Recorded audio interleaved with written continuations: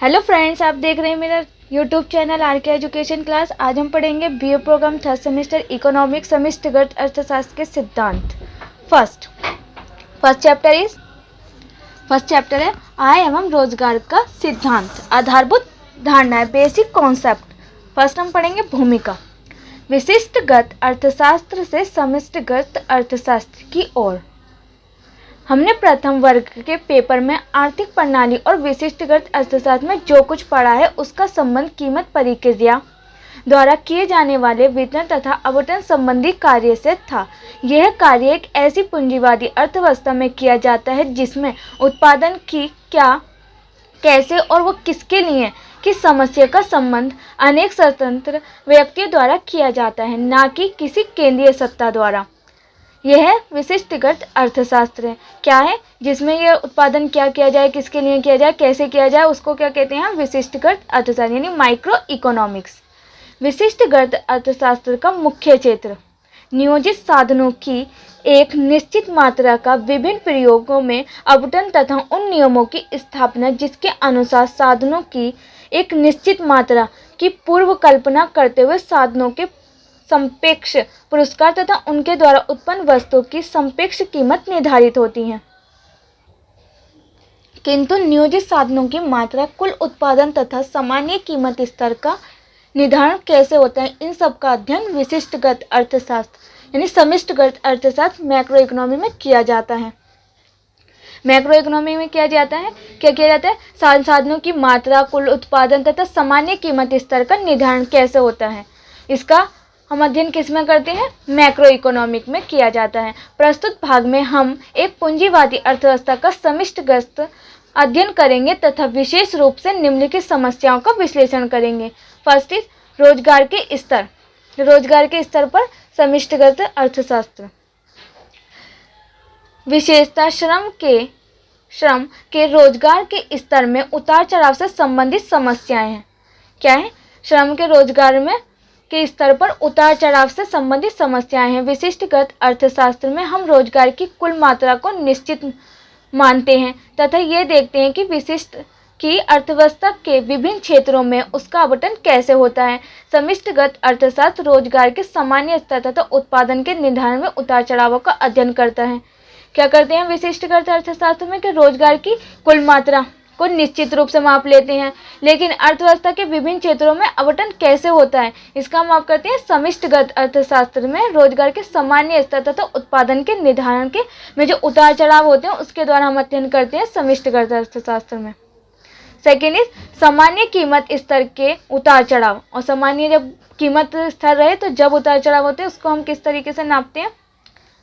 अर्थात मुद्रास्फीति तथा अस्फीति से संबंधित समस्याएं। विशिष्टगत अर्थशास्त्र में हम सामान्य कीमत स्तर को स्थिर मानते हैं। विशिष्टगत अर्थशास्त्र में क्या करते हैं? हम जो भी कीमतें होती हैं उनको सामान्य स्तर को स्थिर यानी फिक्स मानते हैं तथा केवल सापेक्ष कीमतों के ढांचे का ही अध्ययन करते हैं, और जो सापेक्षगत कीमतें होती हैं उनके ढांचे का ही अध्ययन करते हैं। यहाँ यह कह देना आवश्यक है कि जिस प्रकार की समस्या हम अध्ययन करने जा रहे हैं अर्थात पूंजीवादी अर्थव्यवस्था के लिए आय स्तर निर्धारण या विशिष्ट रूप से समष्टिगत अर्थशास्त्र के कार्य क्षेत्र में आती है। समष्टिगत अर्थशास्त्र व्यापक योगों व औरतों जैसे कुल रोजगार का स्तर, उत्पादन की कुल मात्रा, सामान्य कीमतों का स्तर आदि का अध्ययन करते हैं। इनको प्राय समष्टिगत चाल यानी मैक्रो वेरिएबल्स कहा जाता है। क्या कहा जाता है उनको? माइक्रो वेरिएबल्स यानी समष्टिगत चाल। तथा जो सिद्धांत इनका अध्ययन करता है उसे समष्टिगत अर्थशास्त्र सिद्धांत कहा जाता है, और जो सिद्धांत इनका अध्ययन करता है उसको क्या कहा जाता है? समष्टिगत अर्थशास्त्र सिद्धांत। इसके विपरीत विशिष्टगत अर्थशास्त्र विभिन्न बाजारों के परिचालन तथा मांग व पूर्ति के पारस्परिक प्रभाव के द्वारा सापेक्ष कीमतों के निर्धारण के विस्तार अध्ययन से संबंधित है। और विशिष्टगत अर्थशास्त्र किससे संबंधित है? बाजारों के परिचालन तथा मांग व पूर्ति के पारस्परिक प्रभाव के द्वारा सापेक्ष कीमतों का निर्धारण विस्तारित अध्ययन से संबंधित है। यहाँ इस बात पर जोर देना आवश्यक है कि विशिष्टगत अर्थशास्त्र तथा समष्टिगत अर्थशास्त्र चालों में अंतर सदा स्थिर नहीं होता तथा दोनों को उनके सापेक्ष अर्थ से समझना आवश्यक है। उदाहरण, एक उद्योग के उत्पादन को यदि अर्थव्यवस्था के दृष्टिकोण से देखा जाए तो वह व्यक्तिगत चाल है, जबकि हम फर्म के संदर्भ में वही एक समिष्टिगत चाल बन जाता है। क्या करें, हम अर्थशास्त्र के दृष्टिकोण से देखें तो वो विशिष्टगत चाल है, और फॉर्म के संदर्भ से देखें तो वो समिष्टगत चाल है बन जाता है। समिष्टगत व व्यक्तिगत विशिष्टगत दोनों ही चाल यौगिक क्रिया प्रोसेस ऑफ एग्रीगेशन के विभिन्न स्तरों का प्रतिनिधित्व करते हैं तथा उनका वर्गीकरण विशिष्ट स्थिति के संदर्भ में ही हो सकता है। और इनका प्रतिबंध किस स्तर में हो सकता है? वर्गीकरण विशिष्ट स्थिति के संदर्भ में ही हो सकता है। विशिष्टगत तथा समिष्टगत आर्थिक समस्याओं का विश्लेषण करने के तरीके प्राय हैं या भिन्न भिन्न हैं।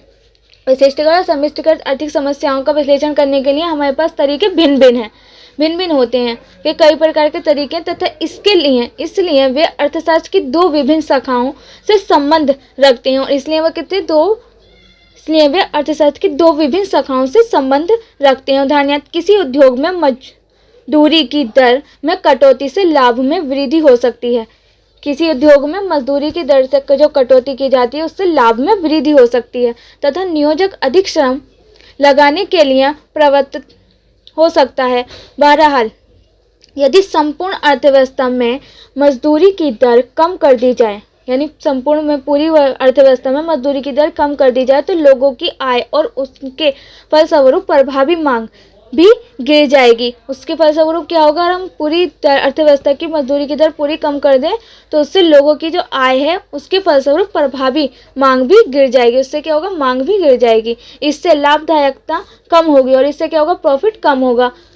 उत्पादन तथा रोजगार में गिरावट आएगी और प्रोडक्शन में और एम्प्लॉयमेंट में भी गिरावट आएगी। अतः एक इकाई के लिए जो विश्लेषण प्रासंगिक है वे दूसरी अर्थव्यवस्था पर सदैव लागू नहीं हो सकता, और जो एक इकाई के लिए विश्लेषण प्रासंगिक है वे पूरी अर्थव्यवस्था पर सदैव लागू नहीं हो सकता। हम पढ़ेंगे समस्या। पूंजीवादी अर्थव्यवस्थाओं की प्रमुख समस्याओं में से एक व्यापारिक उतार चढ़ाव की समस्या है। पूंजीगत अर्थव्यवस्थाओं में प्रमुख समस्याओं में से एक व्यापारिक उतार चढ़ाव की समस्या है। इससे अभिप्राय है उत्पादन एवं रोजगार के समय के साथ साथ चक्रीय रूप से उतार चढ़ाव आना।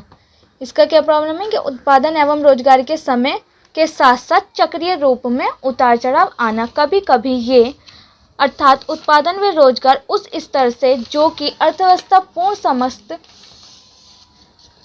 पर कार्य करते हुए प्राप्त कर सकती है बहुत नीचे गिर जाते हैं। क्या होता है कि कभी कभी जो अर्थव्यवस्था है वो पूर्ण रूप से कार्य करते हुए जो प्राप्त कर सकती है वो पूर्ण रूप से बहुत ही नीचे गिर जाते हैं, जबकि अन्य समय पर उनकी प्रवृत्ति उस स्तर जो कि वर्तमान संसाधनों से प्राप्त किया जा सकता है से भी आगे बढ़ने की हो जाती है। ये दोनों ही स्थितियां ठीक नहीं है तथा इसमें अर्थव्यवस्था में अस्थिरता व तनाव उत्पन्न होता है कि जब उत्पादन करने के लिए प्रवृत्ति उस स्तर पर होती है और जो वर्तमान संसाधनों से प्राप्त किया जा सकता है से भी आगे बढ़ने की हो जाती है। ये दोनों ही स्थितियाँ ठीक नहीं है, ये दोनों ही जो स्थितियाँ वे ठीक नहीं है तथा इसमें अर्थव्यवस्था में अस्थिरता व तनाव उत्पन्न होता है। इसके कारण क्या होता है? अर्थव्यवस्था में अस्थिरता और तनाव उत्पन्न होता है।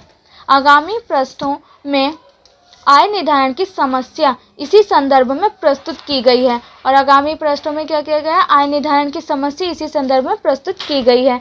ऐसा क्यों होता है कि कभी तो अर्थव्यवस्था की स्थापति उत्पादन क्षमता पर बहुत दबाव पड़ता है, जबकि अन्य अवसरों पर अर्थव्यवस्था उस स्तर से बहुत नीचे काम करती है। इन चक्रीय प्रवृत्तियों का किस प्रकार सामान्य किया जा सकता है ताकि अर्थव्यवस्था तेजी या मंदी से प्रभावित हुए बिना अपनी स्थापित क्षमता का पूर्ण प्रयोग कर सके। ऐसी स्थिति क्यों उत्पन्न होती है? यह जानने के लिए हमें आय निर्धारण की प्रक्रिया का अध्ययन करना पड़ेगा। ऐसी स्थिति क्यों उत्पन्न होती है इसके लिए हमें क्या करना पड़ेगा? आय निर्धारण की प्रक्रिया का अध्ययन करना पड़ेगा, क्योंकि यदि हमें इन बातों का पता चल जाए जिन पर आय व रोजगार के स्तर निर्भर करते हैं, अगर हम इन बातों का पता चल जाए कि जिन पर रोजगार व आय का स्तर निर्भर करता है तो हम ऐसी स्थितियों को स्थितियों में होने की चक्रीय उतार चढ़ाव को दूर या कम कर सकते हैं, जिससे कि हम उनके जो उतार चढ़ाव हो रहे हैं उसे हम कम कर सकते हैं, उस पर नियंत्रण कर सकते हैं तथा आर्थिक गतिविधियों को एक उच्च स्तर पर बनाए रख सकते हैं और आर्थिक स्थितियों को हम इस पर ऊंचे स्तर पर बनाए रख सकते हैं। ये हम आगे के स्तर में पढ़ेंगे। यहाँ रोजगार के सिद्धांत की व्याख्या। कुल उत्पादन के निर्धारक तत्वों का ठीक ठीक पता लगाने के लिए हमें अपना विश्लेषण अर्थव्यवस्था के एक बहुत सरल मॉडल से करेंगे और इसका पता लगाने के लिए हम क्या करेंगे, बहुत ही सरल मॉडल से करेंगे और फिर एक एक करके उसमें जटिलता का समावेश भी करते जाएंगे और एक एक करके क्या करेंगे, उसमें जटिलताओं का समावेश भी करते जाएंगे। हम आरंभ में यह मूलभूत परिकलन करते हैं कि अर्थव्यवस्था में आंतरिक क्षमता है, अर्थात सभी उत्पादक संसाधन एक सीमा तक अप्रयुक्त पड़े हैं। समस्या यह है कि अर्थव्यवस्था को उस स्तर तक कैसे पहुंचाया जाए। समस्या यह है कि उसको अर्थव्यवस्था को उस स्तर तक कैसे पहुंचाया जाए जहां वे अपनी स्थापित क्षमता को पूर्ण प्रयोग कर सके, जहां क्या हो कि वो अपनी जो क्षमता है उसको पूर्ण प्रयोग कर सके। विश्लेषण के उपरोक्त ढांचे से अंतर्गत अर्थव्यवस्था की कुल अपनी स्थापित क्षमता का पूर्ण प्रयोग कर सके और क्या कर सके, अपनी क्षमता का पूर्ण स्थापित प्रयोग कर सके। विश्लेषण के उपरोक्त ढांचे के अंतर्गत अर्थव्यवस्था की कुल मांग में वृद्धि या कमी के साथ ही उत्पादन में भी कमी या वृद्धि होती है। जब मांग में वृद्धि या कमी होती है तभी उत्पादन की में भी कमी या वृद्धि होगी। यदि उत्पादन में वृद्धि या कमी उसी मात्रा में होती है जिस मात्रा में मांग में कमी या वृद्धि होती है तो कीमत स्थिर रहेगी। अगर प्रोडक्शन में वृद्धि या कमी होती है उसी प्रकार मांग में वृद्धि या कमी होती है तो हमारी जो कीमत है यानी जो प्राइस है वो स्थिर रहता है, फिक्स्ड रहता है प्राइस। आरंभ में हम एक ऐसी ही स्थिति की परिकल्पना करते हैं और स्टार्टिंग में हम क्या करते हैं, ऐसी स्थिति की परिकल्पना करते हैं जिसमें जितनी मांग में कमी या वृद्धि होती है, जितनी की डिमांड में इंक्रीज या डिक्रीज होते हैं, उसी प्रकार प्रोडक्शन में इंक्रीज या डिक्रीज हो और कीमत स्थिर रहती है और कीमत जो प्राइस है वो फिक्स्ड रहे।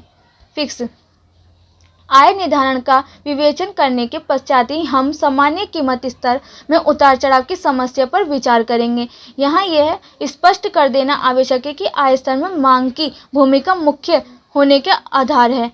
उपरोक्त साधनों की पूर्वकल्पना, जिससे का अर्थ है पूर्ति की ओर से किसी कठिनाई का ना होना, जिसका क्या अर्थ है कि पूर्ति की ओर से यानी कि सप्लाई की ओर से किसी कठिनाई का ना होना, कि एक विकसित अर्थव्यवस्था में मांग की कमी की समस्या उत्पन्न होने की अधिक संभावना है। एक अल्प विकसित अर्थव्यवस्था में तो मुख्य समस्या पूर्ति पक्ष की होती है, अर्थात जिस प्रकार संसाधनों की मात्रा व उत्पादकता बढ़कर अर्थशास्त्र की उत्पादन क्षमता में वृद्धि की जाए। तो क्या होता है फ्रेंड्स, में अल्प विकसित अर्थव्यवस्था में जो मुख्य समस्या पूर्ति और पक्ष की होती है, उसी प्रकार संसाधनों की मात्रा व उत्पादकता बढ़ाकर अर्थव्यवस्था के उत्पादन क्षमता में वृद्धि की जाए।